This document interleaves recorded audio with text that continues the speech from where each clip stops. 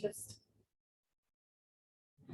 before recently. And so I just thought it would be a good learning experience, and just wanted to hear what everyone else had to say and kind of get my feet wet. Chime in if I feel it's appropriate. Yeah, So, great. Thanks, Christine. Appreciate it. How about you? Yeah, so my name is Chris, and same, actually. Okay. I'm Rob. I live in town, so just getting involved. What's going on? All right. Thanks for coming, Rob. Shannon, I've been coming pretty regularly. Yeah. I'm concerned for some of your ideas. All right. Thanks for coming. Terry Barlow, I'm kind of in the same boat as First Lady that spoke, just trying to get the feel for what's going on in the city. And I enjoyed the last meeting when I attended, so. Okay. Thanks, Terry. How about you? Karen Huffman, I'm here. Just say Karen. You said Karen? Karen Huffman. Okay. Yeah. Say Karen. I recognize you, but thanks for telling me the name. All right. My name is Rob Harrison. I live right down by Memorial Field, so I'm interested in what the presentations are for this next. Okay. Great. All right. Well, It's a nice, lovely person sitting on the table. oh, this is Melissa Ward. She's our city clerk. hi, hello. And she's just here to kind of support the technology here. So she kind of helped. We're Zooming this, so there's people also participating on Zoom. In fact, thank you for reminding me. We also have Ann, who's with us online. Is there anyone else that's with us online? Fran as well. Oh, and Fran. And I would just invite them. I guess, can they speak? Okay, yeah. I would invite them if they want to share why they're here. And, you know, and I'm assuming that it's probably because of the local option tax, but we certainly want to hear if there's something else that brought them here today. So, Well, hi, Mayor Shelby. This is Ann Neal and Aaron Levi. You know us. And thank you for having us. And we just came, yeah, we wanted to hear more about the local option tax, and we've never been to one of your roundtables. And we like to stay informed what's going on with the city and just our sweet town. So we thought we'd just come and zoom in today. So thanks for having us. great. Yeah, thank you, Ann. And Fran, would you like to say a word? You don't have to. Okay, fair enough. And we were just going around the circle and saying our name and what brought us here today.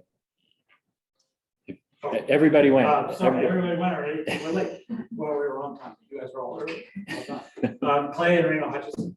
I'm just involved in the parks planning process, and so this seems to be hopefully a good step towards getting some of that accomplished. Just wanted to see the mayor again.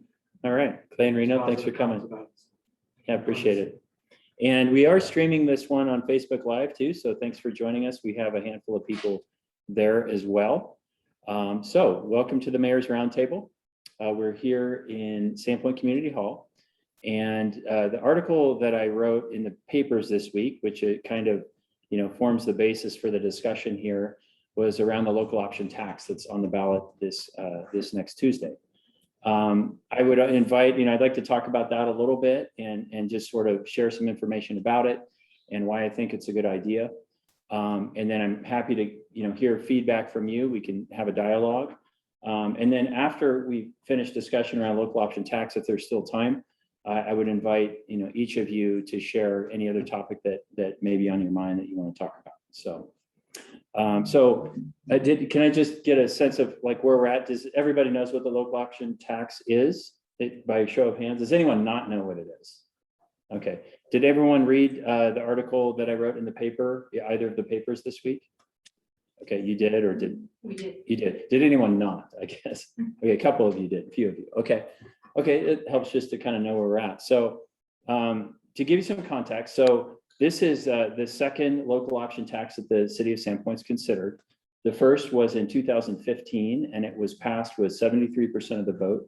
And that tax was specifically for redevelopment of the War Memorial Field, which everybody knows Memorial Field. It's where the Festival of Sandpoint is held. It's our premier athletic stadium.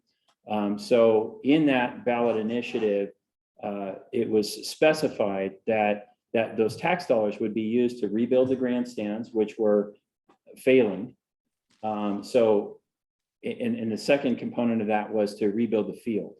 And for those of you who don't know, the field, it had been decades since it had been refurbished, and it's very common in Sandpoint. We have very clayey soils, so it was very muddy and heavily impacted by water. So effectively, it was had very limited playability in the spring and in the fall, and it was really just playable in the summer. And then even in the summer, as a natural turf, that the grass didn't respond as well in terms of coming back after an impact. So even with a grass field with poor soils, when it was used for a game or whatnot, there would have to be a significant rest period. And so, at the end of the day, we just didn't really get a lot of play out of that field. And so there was, it was an important value for the community to invest in that field and get more playability out of it. So those were the top two things that tax was purposed for. And then if there was any leftover tax dollars, those monies would go into other parks infrastructure. And it was kind of like a little bit open-ended to give the council flexibility to be able to apply that funding however it seemed most appropriate. So as I said, that tax initiative passed 73%. In those first couple of years, the city rebuilt the grandstands.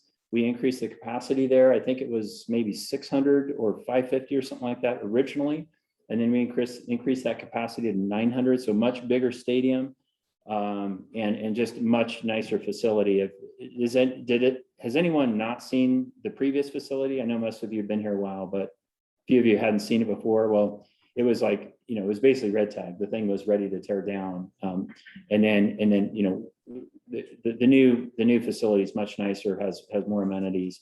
And then of course the field was replaced afterwards. And with that synthetic turf that there was a big debate amongst the community whether to stick with the grass and just refurbish the grass field, improve the draining, or go with the turf. And that was a really difficult decision for the community. It was really split 50-50 from kind of all the way through. That was a debate before the tax even passed. And that debate continued for years into the tax. And so Clay remembers how heated those conversations were. And it still continues, that's right. And incidentally, I was the deciding vote on whether to go with synthetic turf versus grass. And I'll say again for the record, I was for grass the whole time. But then what for me was the deciding factor was to see the amount of increased playability that we got with the synthetic turf. It was twice what we get with the grass field. And that to me was the kicker, because the whole purpose of that investment, we have very, very limited tax dollars. We have to spend them wisely to get 2 times as much play out of our tax dollars, into perpetuity. Made all the sense because we've got so many different user groups that are competing to use that field. We've got, soccer, football, both boys and girls, all ages, baseball. Now we have softball, which we've never had a softball field in town before. So that's a first. Lacrosse, and I'm sure it goes on, but a lot of different user groups. So a lot of people that we're trying to appeal to with this investment. And I think we made the right choice there. So we completed those projects on time and under budget, and we had leftover funding that we were able to put into improvements at the parking lot, improvements in stormwater, improvements there, as well as landscaping.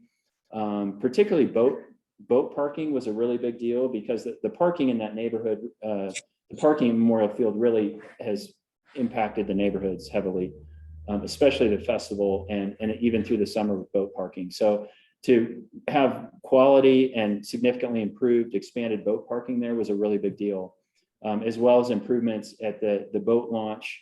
And then we included a non-motorized boat launch there as well. So it included some new bathrooms there by the boat launch, so made it much more usable for boaters in the summer. And then there's still a few improvements that are left to complete there. One of them most notably being dog park. So that kind of paints a picture of what the 2015 Memorial Field Tax was all about.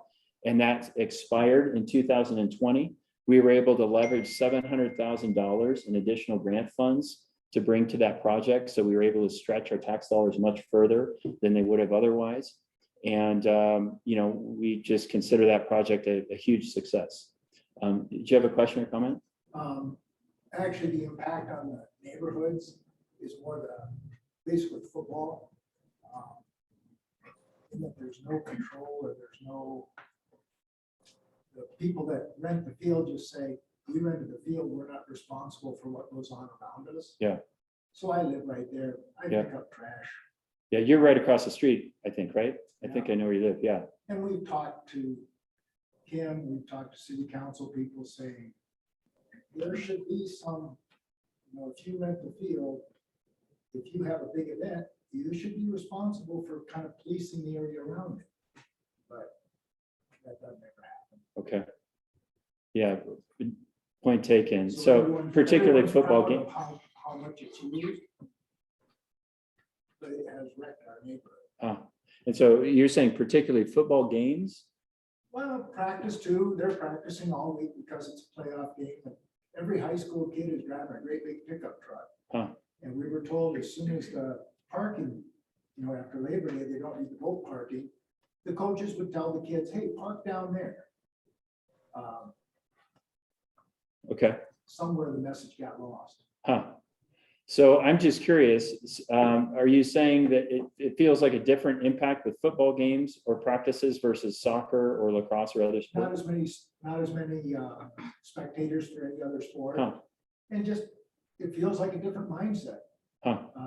After one of the lacrosse tournaments, I had emailed the lacrosse club and said, hey, we could use some help here. Immediately got a response that we'll try and do better. We'll talk to our teams, which I really appreciated. Any approaches to basically football it's a public street. Okay. You knew there was a park there when you bought your house. I'd be happy to go back to where it was when I bought my house. Okay, yeah, I hear your point, and that's So something we can work could on. really use some help. It's a city park, I guess Yeah. it falls on the city to mitigate what they brought into there. Okay. Fair point. So the local option tax that's on the ballot on Tuesday. That tax, just like this 2015 Memorial Field tax, is a 1% sales tax. So 1% that would be added onto all sales in the city of Sandpoint. The city of Ponderay passed a 1% sales tax last November. So that was their first 1% local option tax. And they are using those funds towards the same thing. Generally speaking, theirs is very kind of broadly the language, the ballot language is very broad, but the general purpose of Ponderay's 1% local option tax was to fund parks infrastructure improvements. But they wrote in quite a bit of flexibility to fund other city services in that as well. This tax that's going to be on the ballot on Tuesday for Sandpoint is more focused. It's really focused on implementing the Parks and Recreation Master Plan. Thanks for joining us. And that was approved by council last year. And to talk just a little bit about that plan, that was, in my opinion, the most robust public engagement effort that the city has undertaken with a master plan thus far. It was about a 1.5 year long process. There were multiple components to that plan. I think we had something like 17. I've got it right here. I just want to make sure I get this wrong so I don't say anything wrong. We had 17 public meetings. There was a public forum that was held downtown at the Hyatt. There was maybe 120, 150 people that came to that. There was 67 community stakeholder interviews. So these are, all the user groups and others, that have a long-term relationship with the parks facilities in some significant way. And then, this was a new tool for us at the time. We have a public survey capacity at the city. We have a tool that we use to send out public surveys. We had 1,200 surveys from you, the community members, telling us what your priorities were in terms of funding parks and letting us know, where we're falling short, where we could make some improvements, where your priorities lie. So that was incredibly helpful for us in putting together a plan that I think really represents the interest of the community of Sandpoint. And then, of course, that plan went through our normal process of being vetted by the city council through several public meetings before finally being approved.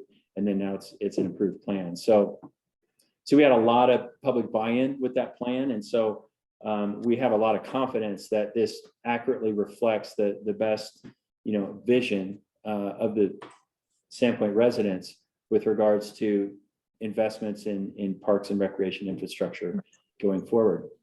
So, and given that was such a popular item with the War Memorial Field in 2015, and the level of engagement on that Parks and Rec Master Plan was so high relative to other public engagement opportunities that we have throughout the city, we felt confident that quality of life is just such a high value in the community of Sandpoint that continuing to focus that 1% on improving those quality of life elements within the city is the right move forward.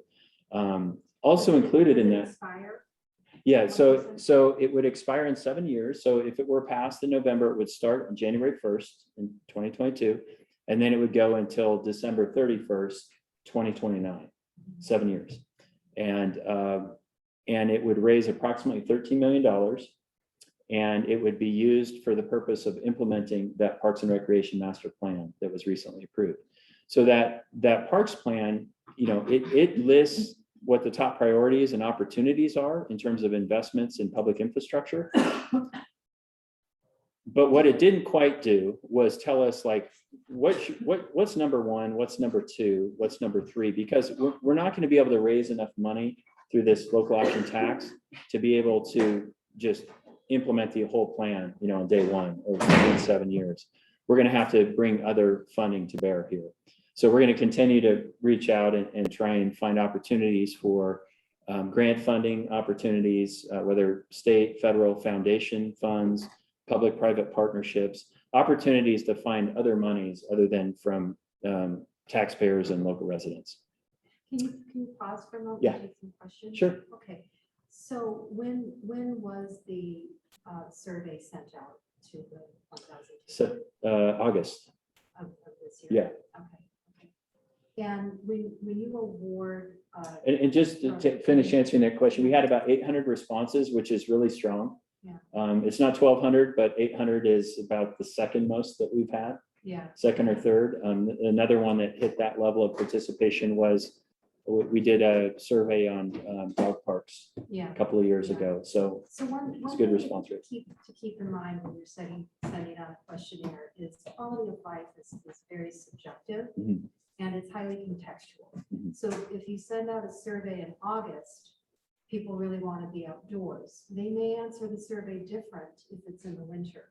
So if a survey is to really be qualitative to the tune of garnering $13 million, it's good to spread it out a bit and then do a comparison since it's subjective and people's metrics change Mhm. for what quality of life means. So having one singular questionnaire be the charter for so much money, it's probably not probably as deep as some people may like. Other question about awarding private contracts. The private part of the partnership, really the partnership is for the public. It's that the public provides the money. And then from there on out, the partnership really isn't there. It's the execution, the fund was through the city and the execution was through awarding of a private contract. So how many bids do you take when you do a project? And do you always take the lowest bid or what are your metrics for deciding that? And does the public have a chance to vote on that? Is there transparency to the bids? And who's behind the receiving end of those bids? Is there transparency and if so, how? Absolutely, yeah. So the bidding process is all very, it's specified in Idaho law. right? We have a protocol that we have to follow, like every municipality, every public agency has to follow. And that requires that, in fact, the city can't even, sell property without going through this public bidding process. We can't award a contract without going through this public bidding process. And that threshold, I think it's $25,000. So there's a protocol for everything under $25,000, and it's a higher threshold for everything above $25,000. And that's codified in Idaho state law. And that process, like with all of our processes, all city business is conducted in the open. No city business can be conducted outside of an open forum. So that's why we do all of our meetings at city council meetings. So it's all there for full public view, and it gives the public the opportunity to respond, comment, complain, whatever. So that, I think I answered your question there. There was another component of your question, which was, Yeah, it's about qualitative questionnaires, and also after you spend money based on an initial questionnaire, usually it's good practice to follow it up with another questionnaire. yeah, So it really does need to be on an ongoing basis. It should be going into a database. There should be keywords that are encoded into the questionnaire. So it's not so subjective, because why is that important?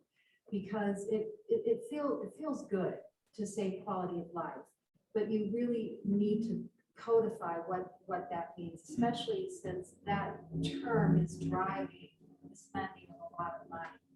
And that would be good information that is available to other people. So when they fill out a questionnaire, they understand that to a certain degree it's set in stone, if that's going to be driving city policy. I hope that makes sense. yeah, no, those are all really good points. I will say that, with regards to, confidence in, I feel like I'm repeating myself for a little bit, but confidence in directing this funding towards parks infrastructure. The success of the 2015 ballot initiative, I think, speaks volumes. 73% of the vote is an extremely high percentage of the vote. So that was a project that, where the public demonstrated that parks and recreation was a top priority.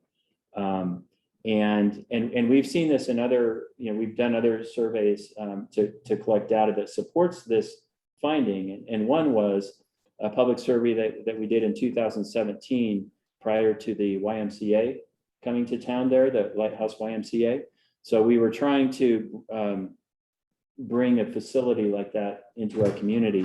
And there was a survey done in 2017 that assessed a lot of the same needs. It was a different survey, but it addressed a lot of the same, it was trying to get a lot of the same data. And then there was another one done that followed that was more specific to, it was more specific to community health. But that was in two components. One was a food security component, and one was a healthy activity component.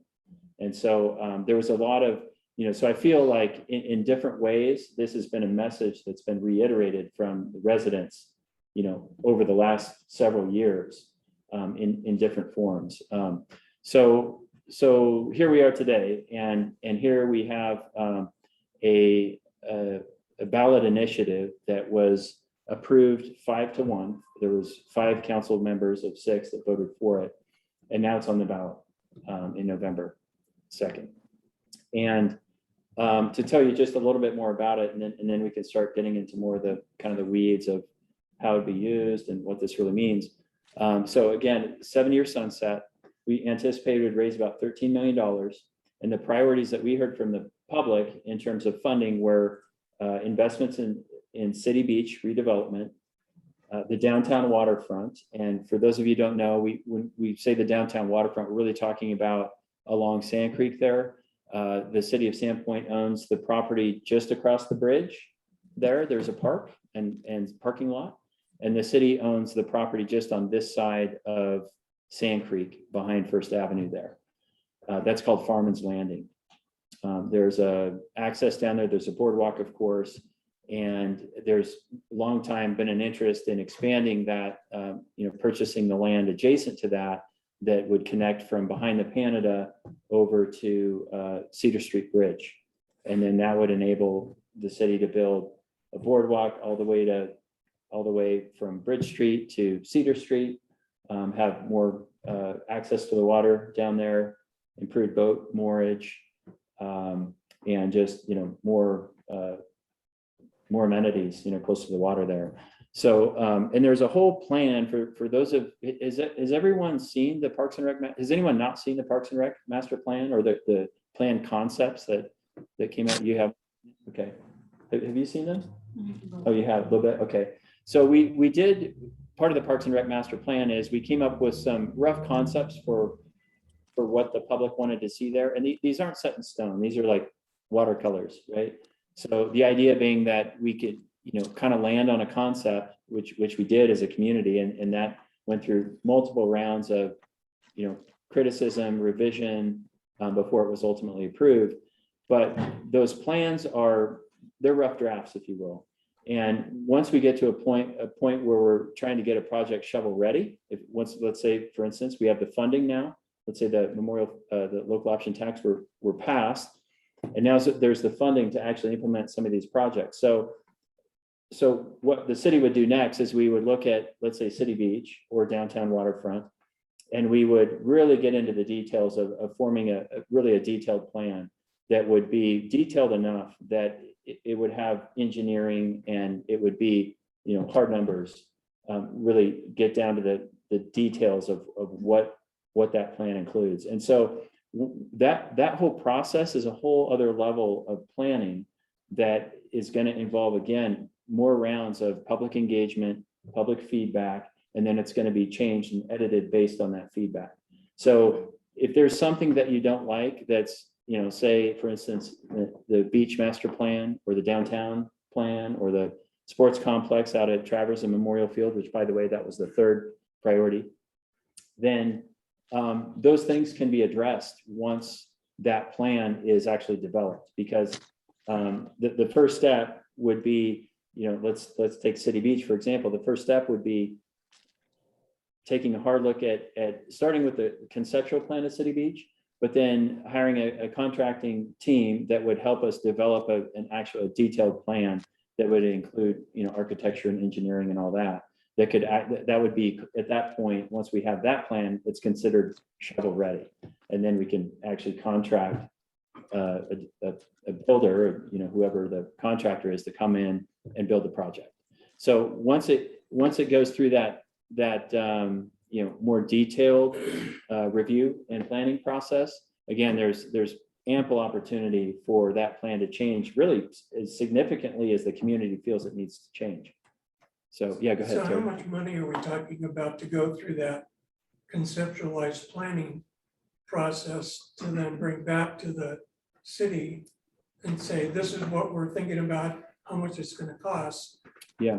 I'm just wondering if there's a lot of money being spent to do that without getting more feedback. In other words, is it going to be thrown away because we're going to say, that isn't what we wanted? Yeah, well, that's the whole idea of why we have these, public engagement opportunities, why we have a master plan in the first place, right?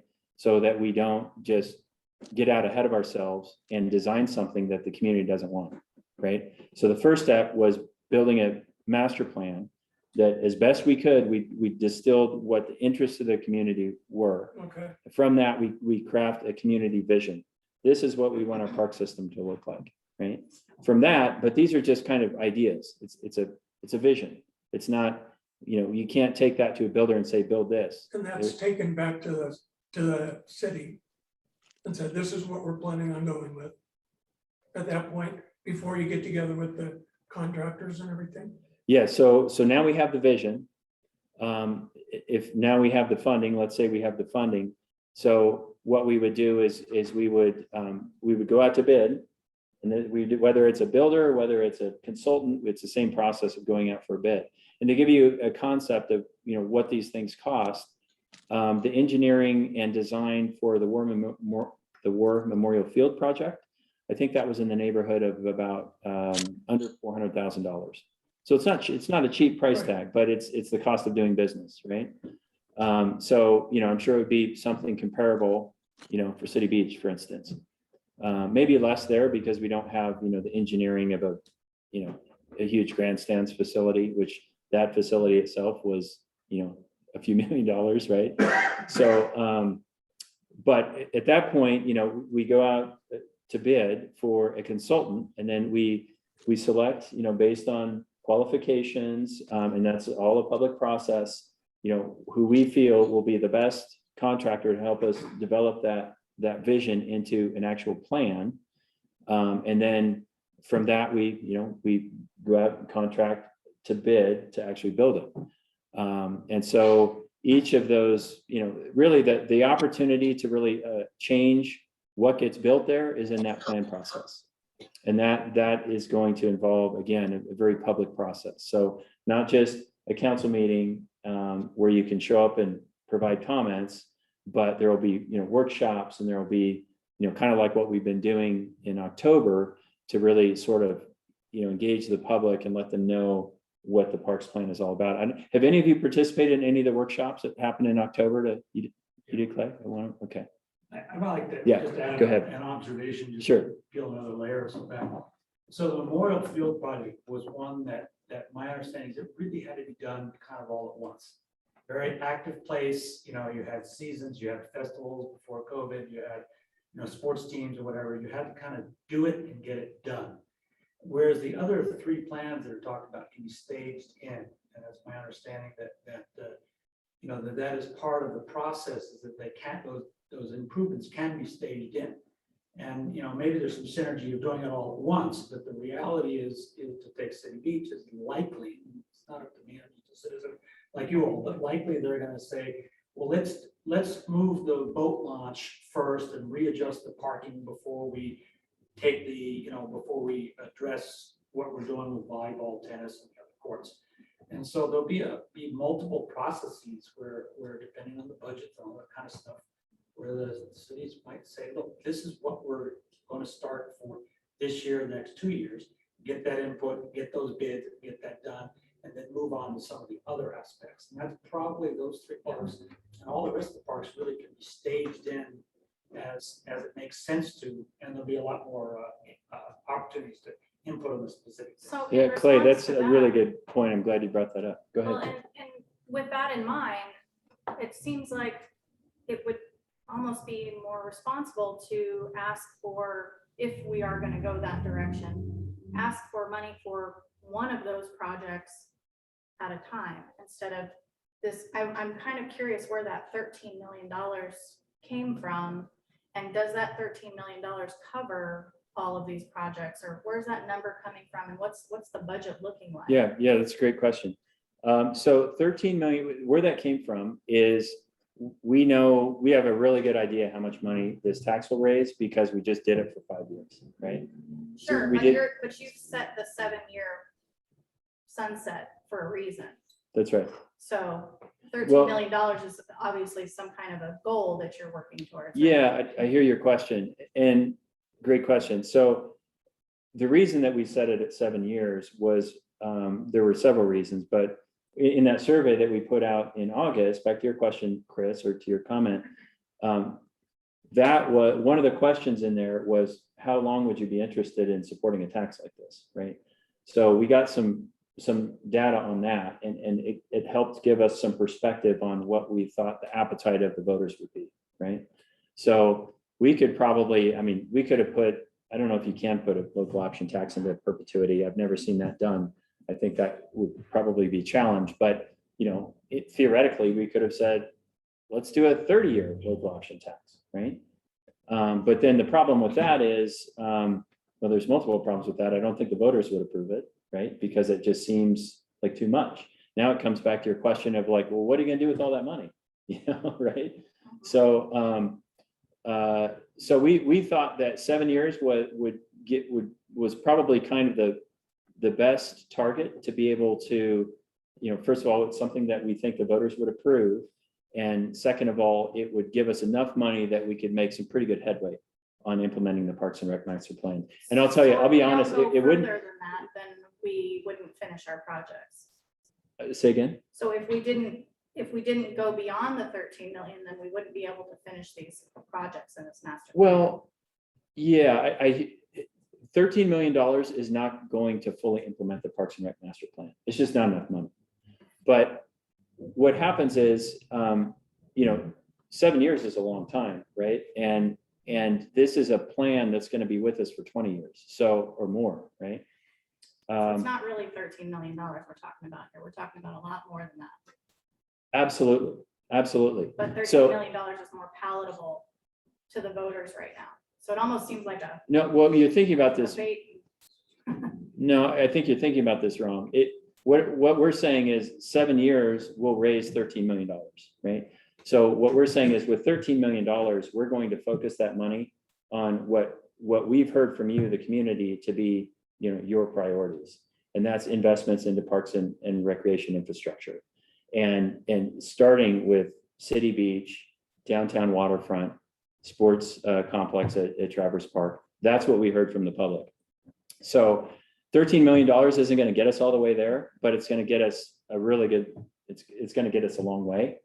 And during that time, there's always opportunities to attract other monies, whether they're state or federal grants, parks grants. There's foundations out there that contribute to recreation and recreation projects. So all that money, we have a whole team that is always, looking for those opportunities and bringing in those outside dollars at every chance. So Well, are they- so grants let are me our finish, dollars let that me we feed finish into answering your question. No, these are outside dollars.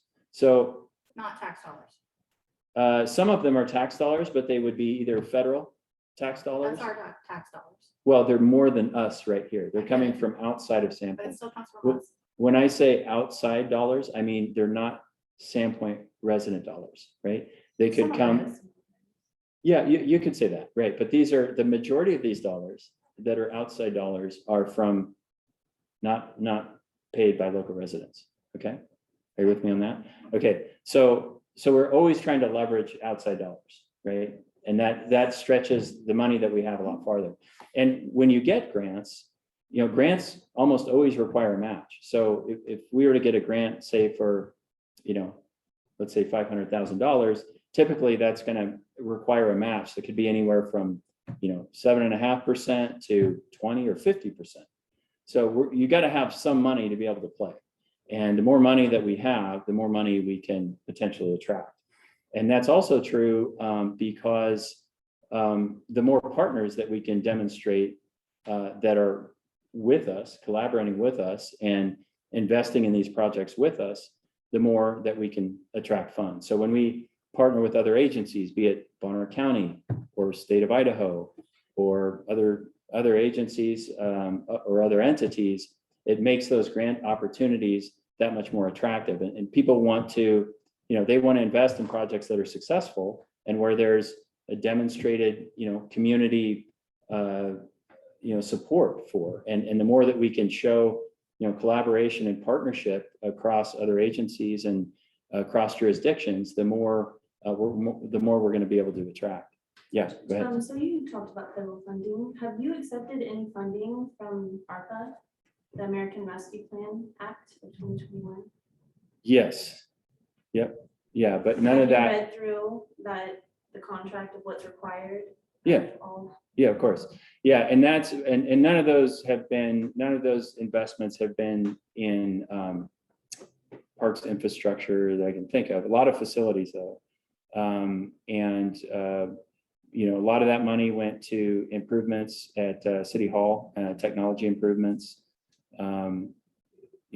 improvements that basically make our government more accessible, more transparent, and improve customer service, Does it as well as in that contract? does as it well as mandate- public health. Does it mandate vaccines for all of the people? No. Could it though? Does it leave us open to all federal mandates? So like an Does executive ARPA order. What is the question?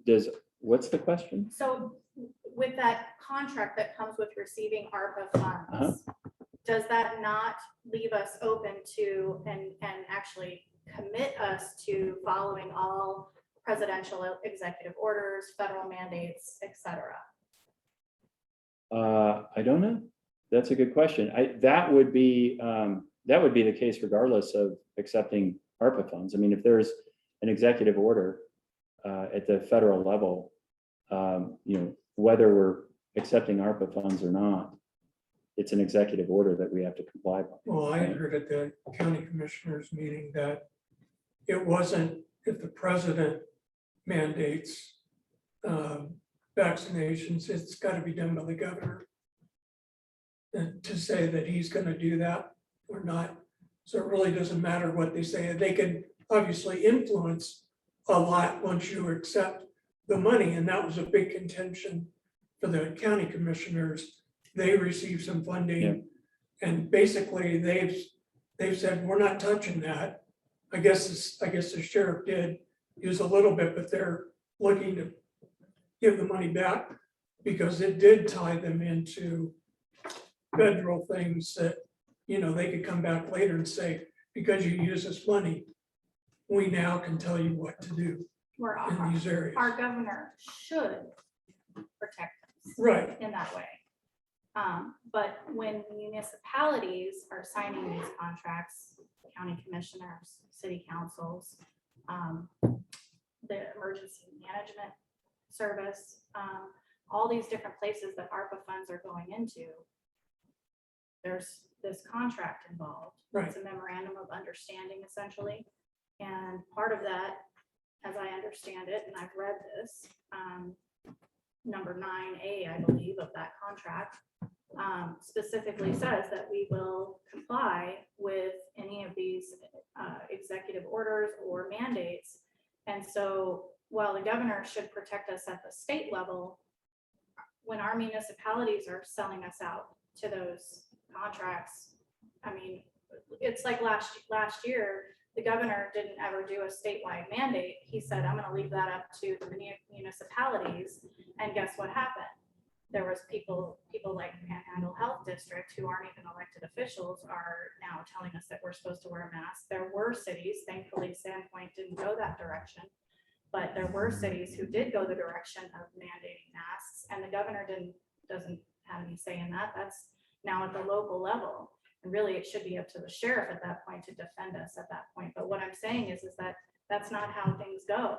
And when our municipalities are signing contracts and receiving funds from the federal government that say we're going to accept these demands, and part of that number 9A actually does go for even further than that, and say that any other contracts, third-party contracts that we enter into, now those partnerships, they have to abide by those same mandates. So this is a very it's a big spider web. expansive spider web. Back to the local option tax. Does anyone have any questions at this point Well, about I that? had another quick question regarding the funding. So 13 million from the tax. What are you guys estimating the overall cost if you're going to do everything with grants and other Yeah. things like that? Yeah, that's really hard to estimate, but we're guessing it could be in a $25 million range, Just as an exercise, Yeah. what did we collect in tax for the Memorial Field project? about 7 million, And almost, how much, yeah. how much grants and extra funding was received? 700,000. Yeah. 700,000. Yeah, so about, 10%.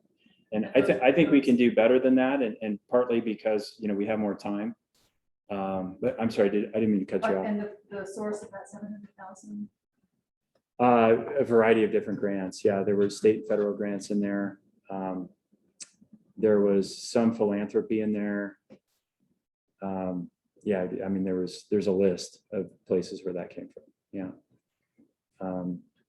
So yeah, go ahead. I feel like raising a tax for a specific and well-developed concept would be much more palatable by people than a 7-year, $13 million nebulous fund that's undecided on. How will the city implement responsible and transparent spending of that money so that it doesn't slip out of your hands like sand? Yeah, good question. And I feel like we did that, and we certainly tried to do that with this ballot initiative language is to, that's the whole reason why we made a Parks and Rec master plan, right, is to try to, as best we could, distill what the public vision was for our parks infrastructure. And we got that, I think we got that. We captured a vision that is as detailed as a plan can be at that level. And then that's what we're putting forth to the voters is this is your plan that you all approved. And this is our suggestion for how we can fund this plan. So, but I do want to, there's a caveat in there, and this, speaks to your point too, is that there is some flexibility in there. So just like with the War Memorial Field, where we said, we're going to fund the grandstands, we're going to fund the field, and then if there's anything left over, we're going to invest that in parks infrastructure. So it was broad at the end, and it gave us a little bit of flexibility. This does a couple of things. One, it does give the council the ability to invest in land or other elements of the Parks and Rec master plan that are called for. So it's not exclusively, City Beach, downtown waterfront, and sports complex. One example, I'll give you a couple examples. So the city owns, actually, the wastewater utility, the city's wastewater utility owns Baldy property.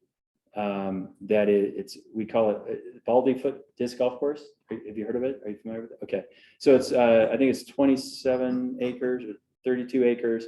It's, if you go west on Baldy, you go just past the tracks. So there on the left there's a piece of property the city owns, the wastewater utility owns, and it was purchased back in 2009 because the city thought that we would expand the wastewater utility there for a more regional approach to wastewater treatment.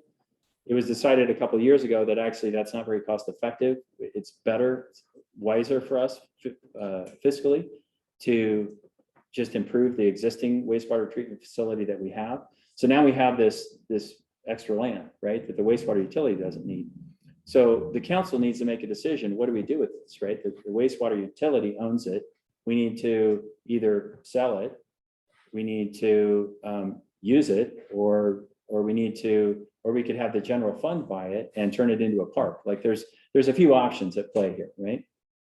And so one of the things that's called for in the Parks and Rec master plan is a need for more park space in time. So as the population continues to grow, if we don't also expand proportionally our open space and park space, then the new residents have a lower level of service. They have less parks per people than we do enjoy today, right? So if we want to continue to maintain the quality of life that we all enjoy here now into the future, we have to, over time, be able to acquire, some park and open space lands so that it can accommodate new residents, right?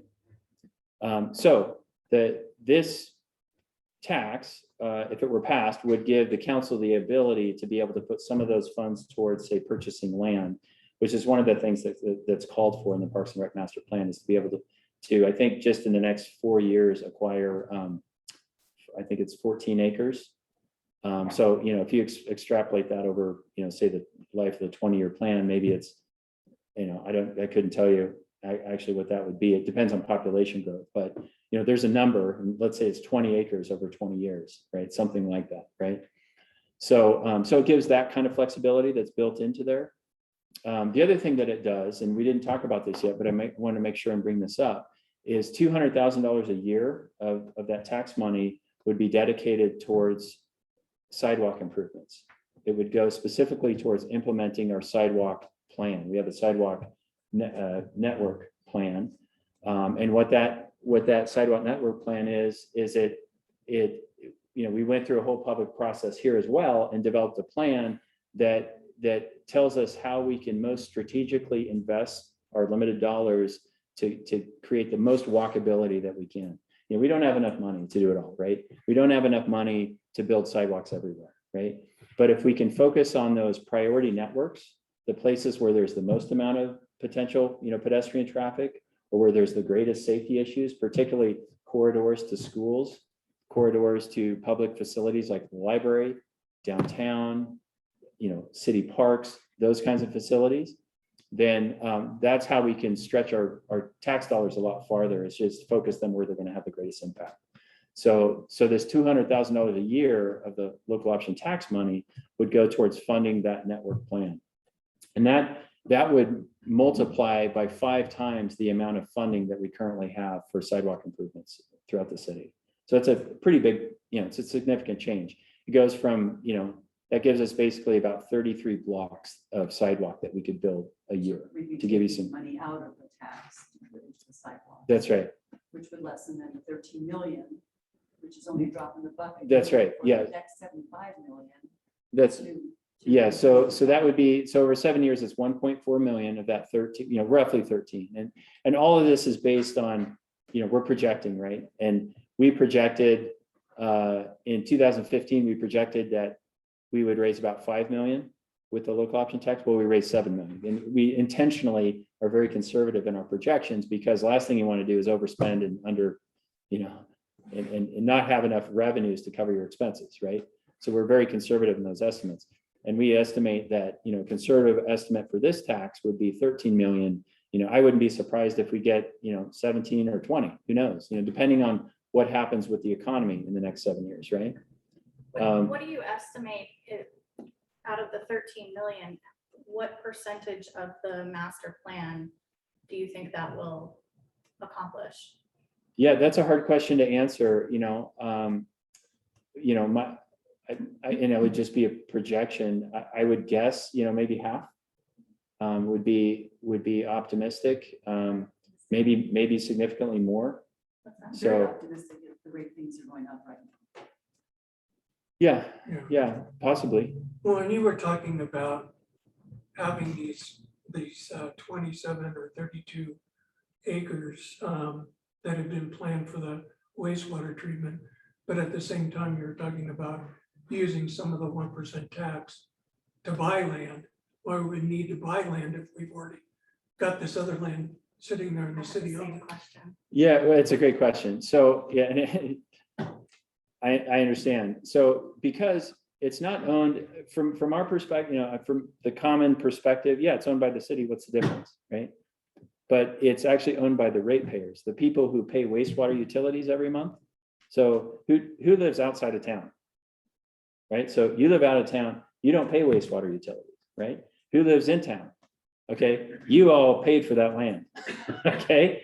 So it's your land as ratepayers, right? And so for us to just sort of usurp that land and take it away and use it for parks, it's not fair to the ratepayers. It's not fair to the people who are paying their wastewater utility dues every month, because it's their land. They need to be compensated for it.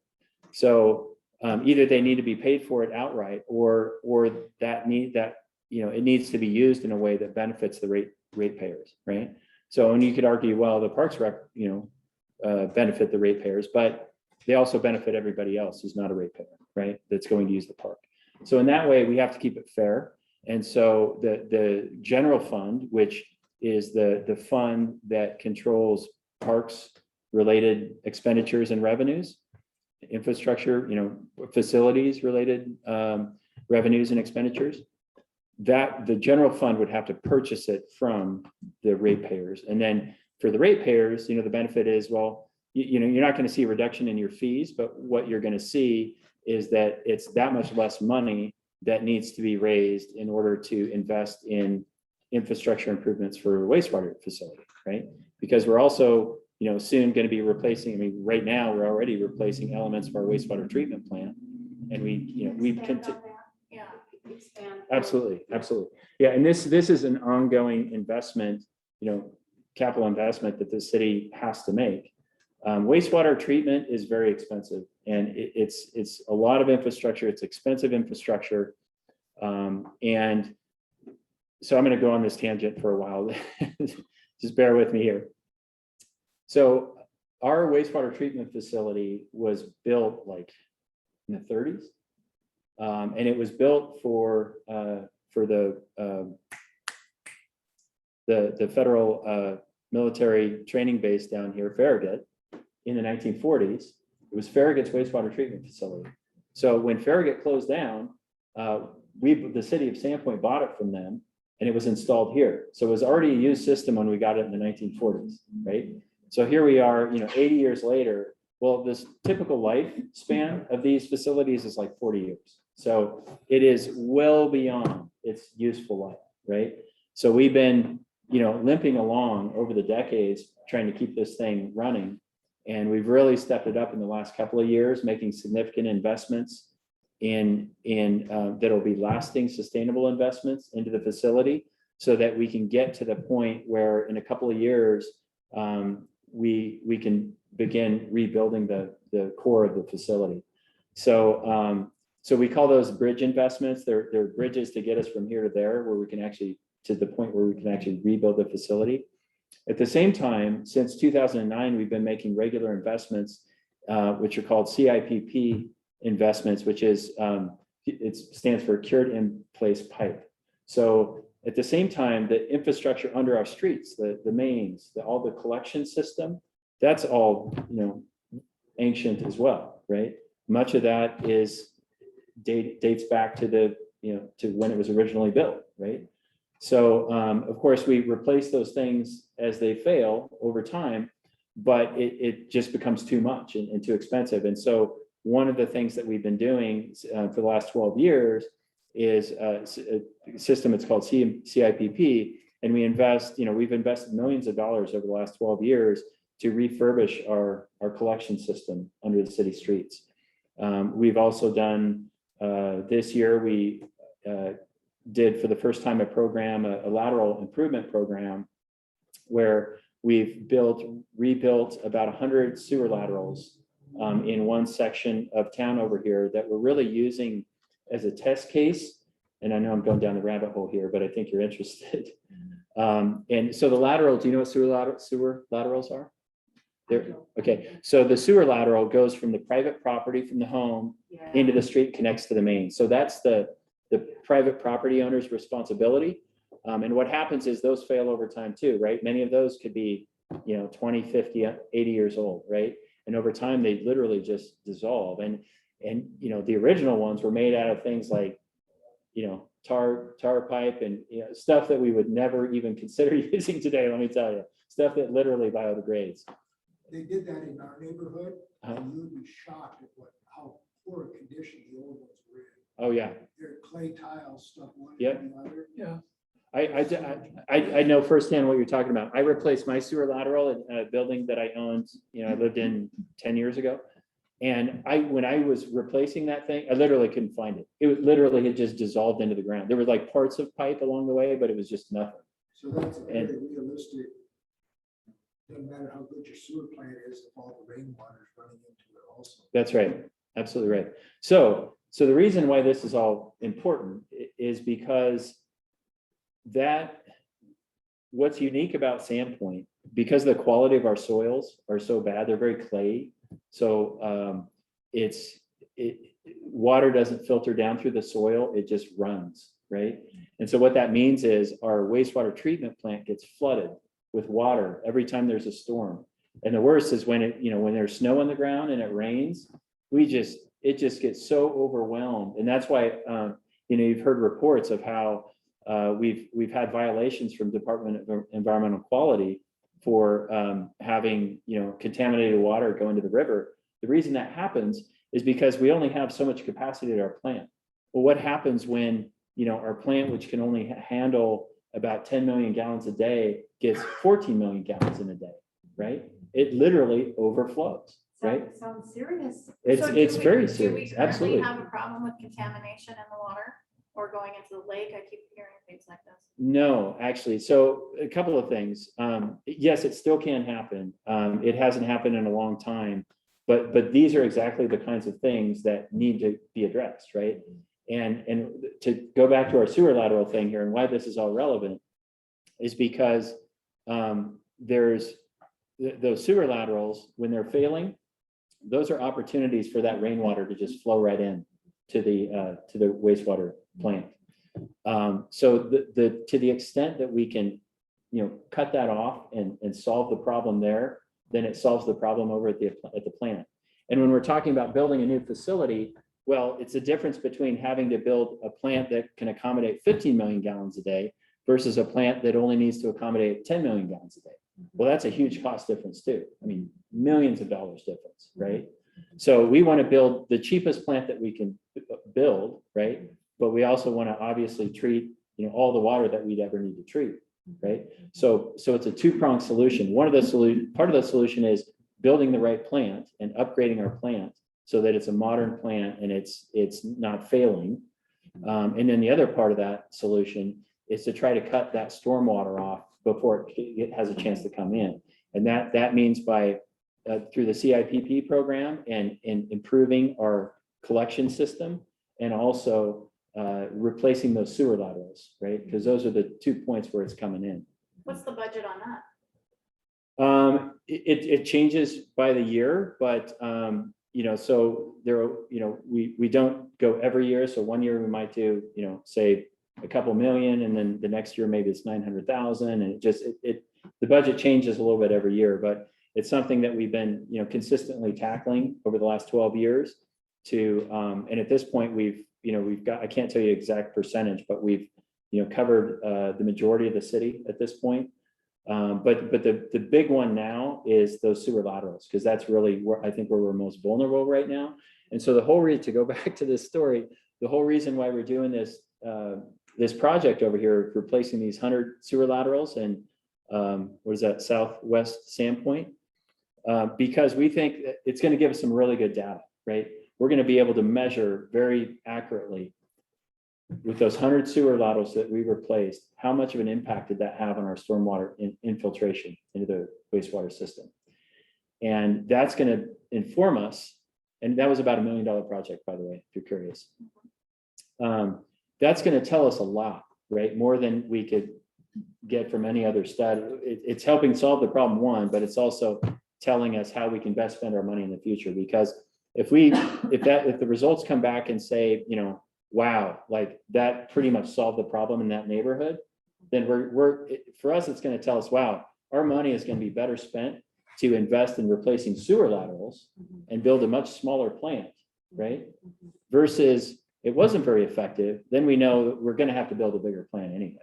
We might as well, put less of an investment into the sewer laterals and let that just kind of happen organically over time. And I should mention that in 2007, the city council passed an ordinance that requires, upon sale of a property, that the property owner replace their sewer lateral if it failed. You have to test it when you sell your property. If it passes, fine, you're all good. If it fails, you have to replace it. And the idea being, and I think this was a great program. We've had well over 150, maybe pushing 200 now that have been replaced at this point. So it's a significant, improvement. The logic there being, when you sell your house, you're kind of cash flush at that moment. So you have, the resources to be able to replace your sewer, which usually costs about $3,500. Yeah, gotcha, that's good information. What's the likelihood, because it does sound pretty serious. What's the likelihood that an additional tax will be needed to get this up to speed? Because it kind of sounds like there's some emergency segments going on here. Great question. Is that possible that? Yeah, so, well, I mean, yeah, I think it's an emergency, but this is an emergency that we've had for years, right? And the problem is that we have, right now we're paying off a sewer bond currently that expires next year. I think that bond was from 2009, or was it before 2009? But the point is, we're currently paying off the sewer bond, right? That expires next year. The goal would be to go out to the voters with a new bond once that expires to be able to fund replacing our wastewater treatment facility. Now, like I said, we've already invested in some bridge improvements that will be needed for that new plan anyway. So we're already making little investments where we can to kind of get us to there. And then when we build that new plant, they'll still be useful, right? But ultimately, we're going to have to come up with, a big chunk of cash. And the way to do that is through a public bond. So that'll go to the voters after, I don't know if it'll be next November or the following. I'd have to double check my dates there, but the point is, is that would go to the voters for approval, and that would be the same kind of public process. Yeah. It would generate enough funding to be able to replace that plan, and that would take several years to build a new plant, but it would definitely solve this problem. And that would also, I should mention, accommodate future growth. Obviously, we're planning for growing into the future, and so there is sort of the other thing about the design considerations that we've already considered here, and we're including in this plant design, is to be able to accommodate component expansion in the future. So if we get to a point 20 or 30 years down the road, and we just need to increase capacity because Bonner County's grown so much, then we can do that, and we can do that within our existing footprint, and for a modest cost improvement, rather than having to build a whole new plant, right? So you can kind of build these things, adding components and sort of like So, yeah, go ahead. I'll do over here. I'm thinking a little bit like as a voter, you definitely have, I would say, more insight than the typical voter. Am I voting, you've heard the adage, eat dinner first and then dessert. So on November 2nd, am I voting for dessert? And I thought, actually, I need to vote for dinner. Yeah. First. You may not know dinner's coming. Yeah, well, here's the thing. We're not good. They're separate, right? So I know from the voters' perspective, maybe they're not separate, but from the city's perspective, in terms of administration, in terms of accounting, these are separate funds, right? So wastewater utility is its own business. It's an enterprise fund, we call it. It's its own business. It's in the business of wastewater treatment. It has customers, the people that pay their wastewater, fees, or their, wastewater bill every month. And that's just what they do. They're their customers, and they provide a service to those customers, and those customers pay for that service. But it's not paying for itself. Well, yeah, it does. It pays for itself through those fees. But no, I think you bring up a good point. I think this is where you're going. Is it doesn't pay for capital improvements, right? So it pays for maintenance and operations, but at the end of 80 years, what do you do when you need $70 million to build a new plant? Well, those fees aren't going to cover that $70 million, right? And right now, today, and for as long as I've been here, people complain about their wastewater fees, right? Their wastewater bill, right? Oh, it's too high. Which I agree, it's too high. Well, can you imagine, what they would say if we doubled it, and then we didn't have to do a public bond, or tripled it? I don't know what it would take to be able You to. pay for it over here, or you pay for it over here. Yeah. One way or another, you're paying for it. Right. You got to pay for it one way or another. And so, the approach has always been, it's always a balance. And that's true for all public services, whether we're talking about wastewater, water, garbage, it's all the same. Do you pay for it, or parks and rec, right? Do you pay for it through fees, right? User fees, or do you pay for it through taxes?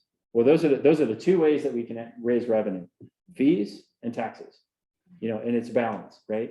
People don't want too high fees, but they don't want too high taxes either. But everybody wants service, but they don't, but they only want to pay so much for it, right? So it's always this balancing act, and whether we're talking about wastewater or parks, right?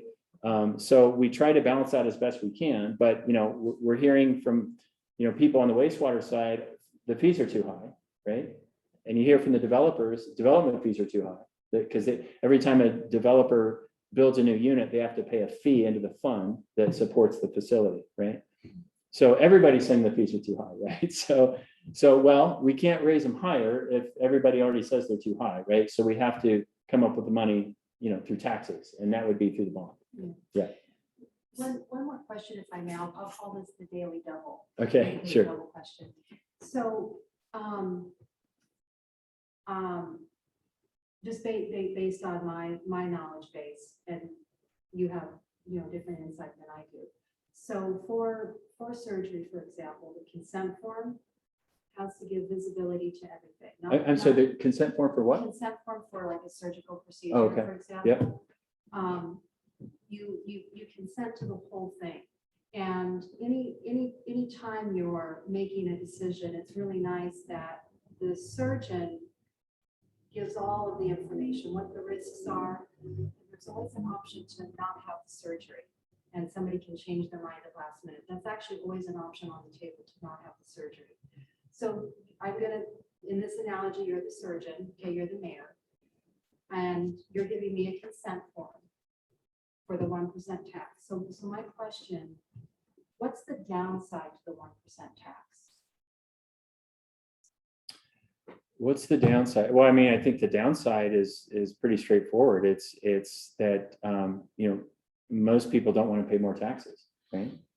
And they certainly don't want to pay more taxes for something that they don't want, right? So that's where it comes down to every voter to make that choice is, do you value, in this case, parks and infrastructure? Is this something that you value? And if so, and if you value it enough that you would pay 1% sales tax for the next 7 years to support that feature, right? Or that improvement. And that's why, you know, that's why we go through this process, right? That's why we have ballot initiatives. That's why we have bonds. And it's going to be before the voters, you know, when the wastewater treatment bond comes up, right? It's going to be their choice of how much do you value, you know, having your waste go away when you flush the toilet, right? And not polluting the river, right? So, and I will say, and let me just comment on this and I'll come to your question. There are laws around this too, right? Where with wastewater, for example, you know, we can't just, you know, you can't just like throw it all in the river and say, we don't care. We're not going to pay for it, right? That's illegal, right? So, so there's, you know, there's regulations that we have to meet, right? And you know, at the end of the day, you know, we have to perform, or we have to demonstrate that we're actively working on performing, right? We're actively working on not dumping anything in the river that doesn't meet the standard, right? And there's checks and balances, right? That's what Department of Environmental Quality does, right? So, you know, we can get way into the weeds on that, but I think I got your question. Go ahead. That's not necessarily the only downside or the downside. This woman brought up the fact that, as you said, with Parks and Recreation, $7 million would be augmented by outside funding, which might come with unintended consequences. 13 million. So you had the acronym for the ARPA? Funds. okay. So that's a pretty big downside. And I don't hear anything about public input on where that money comes from and the attendant obligations. But that's a huge downside. What you mentioned, we get it, but real downsides are unintended consequences. Now, sounds like you have a really good, very comprehensive parks, recreation, water treatment. You've got those things in hand, but the world has changed since those were put in place. They'll never be unimportant, but there are huge things facing us now in this last 2 years that come cascading down upon us as a result of taking outside funds in the past, present, and the future. So based on that, what input does the citizens have on those funds and the attendant obligations? Yeah, that's a good question. So anytime that the city has the opportunity to acquire a grant, that, like everything else, goes through the same public process. So a grant opportunity would be applied for by the city. At that point, it would come before council as a council decision whether or not to, if we receive the grant, right, it would come before the council for approval. So, and when it comes before the council, all of you are made aware. It's posted on our agenda, on our website a week ahead of time. You can go on our website and you can read everything you need to know about all the details that are in that grant, right? Obligations, if you will, as well as, you know, staff report and all the other supporting information for you to make, for the council and you and all of us to make an informed decision about whether or not that's the appropriate action for the council to take.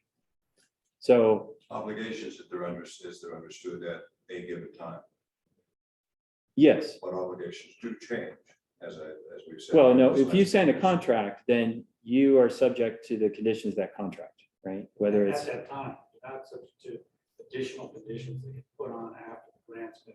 Right. that's right. given.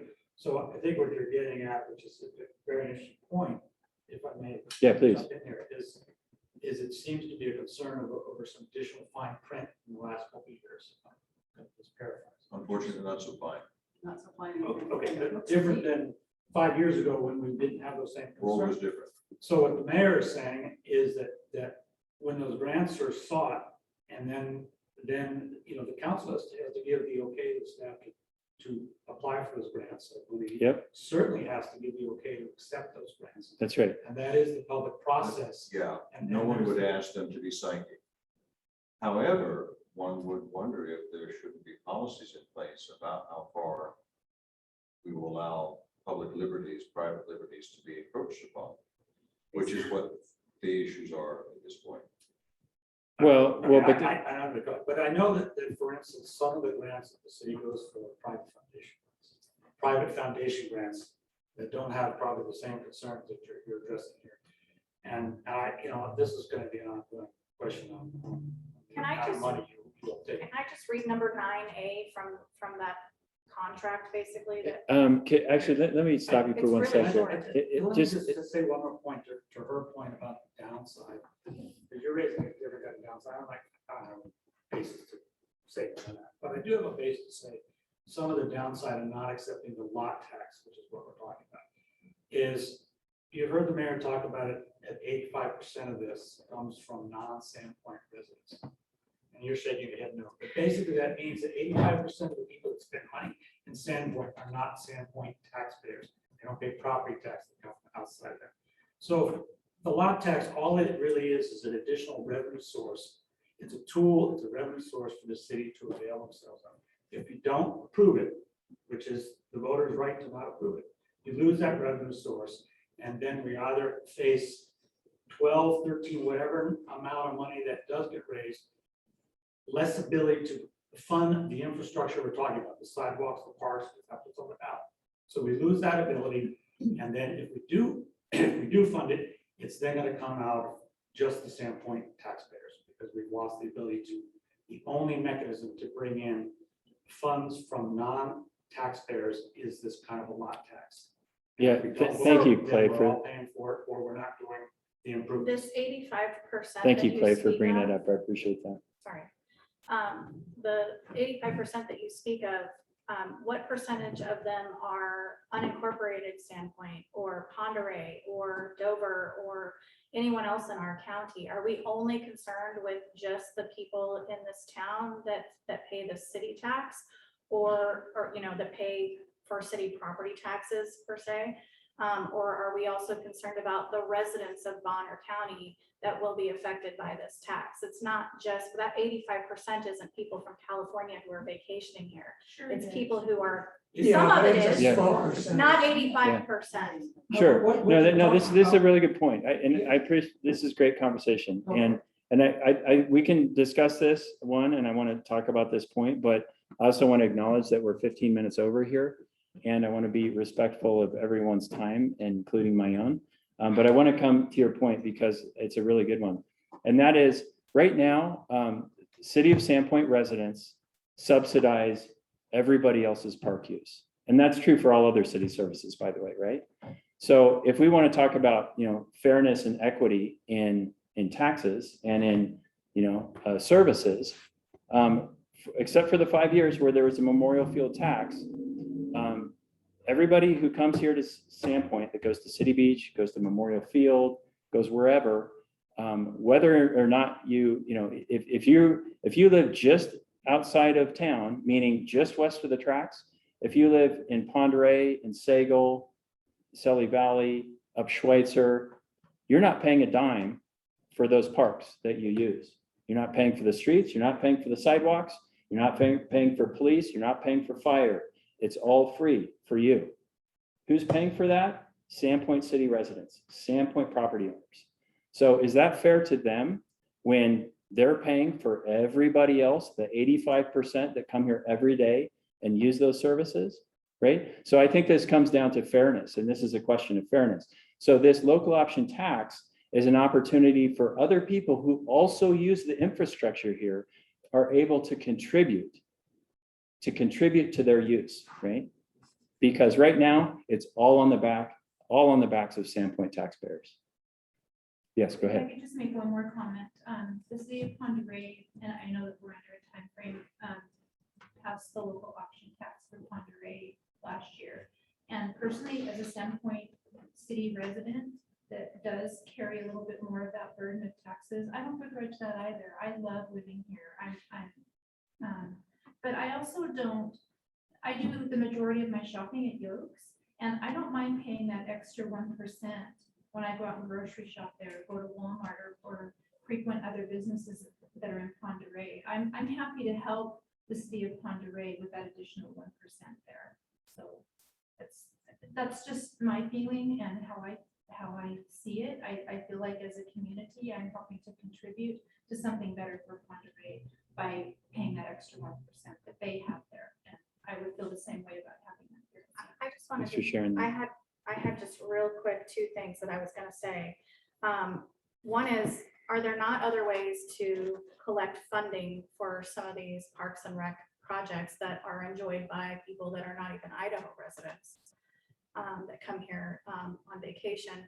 And then two, is this really more of a priority? It seems like there's all this lobbying and arguing for this lot tax, this 1% lot tax, when we've just discussed a very urgent matter that involves, health and safety in the town. And so I just fail to see how we have good parks here. I'm not saying we can't, improve on that. There's always room for improvement, but I just don't see how that is a priority for us right now. And if we're going to put so much energy into collecting more money from the taxpayers, and yes, people in this county, the people in this city will pay for that, shouldn't it be going towards some of these other projects that we really desperately need to address immediately? Yeah, well, that's a fair point, but there are many priorities that a city has. The city offers a lot of services and they're all important. And that's why we vote on these things, right? Because it's up to you, the voters, to decide, well, what is my priority, right? And wastewater has an entirely different, it's its own business. It has an entirely different funding mechanism and revenue stream than, say, parks. Parks don't have a revenue stream. They have fees, but the fees are really minimal, right? So most of that money has to come out of general fund, like almost all of it. And general fund is taxes, right? So that's where we're at. But to your other point, priority. Are there other ways of collecting? Other ways of collecting from non-residents or from tourists in particular? And that's a good question. Fees, right? It's fees or taxes. Those are the two tools we have: fees and taxes. We already charge fees for use of Memorial Field, for example. For every festival ticket that's sold, I think it's $2.50 per ticket that goes to support the park. For example, there's user fees for all the different user groups. Every player, every team has to pay some amount. It's less for Sandpoint City residents because their taxes already paid for it, and it's more if you're a non-resident. But I think and I hear it there too. Our fees are too high, right? Doesn't matter which user you ask for which service, the fees are too high, right? So, it's a balance. It's a balance. We don't want to, charge people through the nose with fees, and then nobody's using our beautiful parks, right? So it's a balance. Let me say one more thing. But I think you're right, and I think there are opportunities to expand on that. One of the opportunities that I see, for example, is Sandpoint City Beach in particular. That's an area where, and this is something that I want to consider. I want council to consider going forward. And we are going to do a parking plan here, a parking study, and then come up with a new parking plan here shortly. But I think there's a real opportunity there, particularly as busy as City Beach is, and as much of a priority as that is, how heavily it's used, and the parking in particular. And so, so charging for parking, charging for boat launch fee, right? And that would be the kind of thing, again, where To if you're, non-residents. that's right. If you're a city resident, then you wouldn't pay because your taxes already paid for it, right? But if you're a visitor or a tourist or whatever, then yeah, you got to pay the fee.